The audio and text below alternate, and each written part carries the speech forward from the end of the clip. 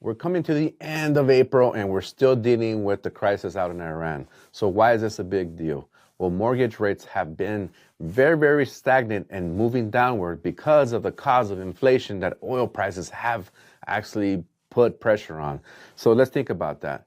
So as oil stays lingering close to $100 a barrel when they were about 60 bucks a barrel, the economy is looking at it in the long term as inflation, because if you think about it, if you're paying higher gas at the pump, so are all these companies that do transport for all your goods.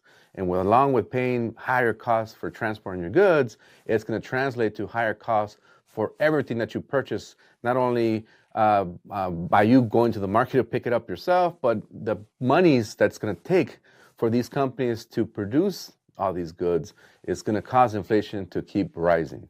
So hopefully it's just temporary, but if it's not, if it's going to carry over for the years to come, the longer this war takes, then it's going to cause mortgage rates to stay higher without having the possibility of going back down like we were right before this happened on February 28th. So rates were in the fives. Now they're staying right around the mid to lower sixes. FHA rates have been in the higher fives, which is great, but we were getting close to the lower fives into the mid fives, which was even better. So right now, what's happening is the U.S. is not giving in, obviously, on saying that Iran can have any nuclear powers. And with that, I don't think Iran's going to give that up easily. So the longer these negotiations take, the higher the yields are going to be, because that means that there's still not enough safety or safe haven for our markets to expand and to keep monies in our bond market. The stock market's still doing well because all these companies are, I guess, obviously still creating wealth for the shareholders, if you think about it, because that money's, people are still buying goods, there's still money flowing. That money that we're saying that inflation is going to cause is not translating in people slowing purchases. What is happening is we're starting to see that consumers are spending more and more money on credit. So that means that debt has been at the highest levels ever. So if you don't have any money to buy something with your own payroll income, you're going to use credit cards. And now what's going to happen is once these consumers or our people's reach the limits on all their debt and they're not able to get additional debt or additional credit cards, what's going to happen? We're probably going to see some of the highest bankruptcy rates ever.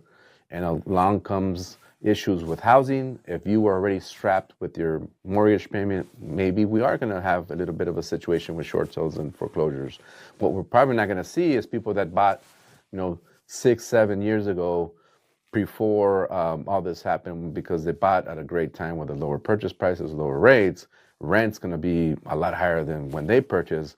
But anybody that bought recently that may have lost their job because of what's happening with the economy, or again, they bought at a position where we thought rates were going to come down fast enough where they can refinance, so they were pushing themselves a little bit to have a higher mortgage payment, and we're hoping the rates come down. Eventually, rates will come back down. We all know this, but the longer this war stays, the higher the rates will maintain. So we want to make sure this ends as fast as we can.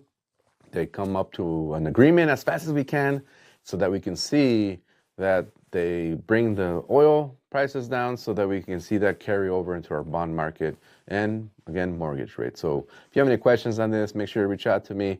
And, again, if you have a lot of equity and you're strapped and you've got a lot of credit card debt, and I can show you ways that we can help you do a debt restructure or even get you a home equity line of credit that'll be 100 times better than having a stack of credit cards piling up. So let me know how I can help.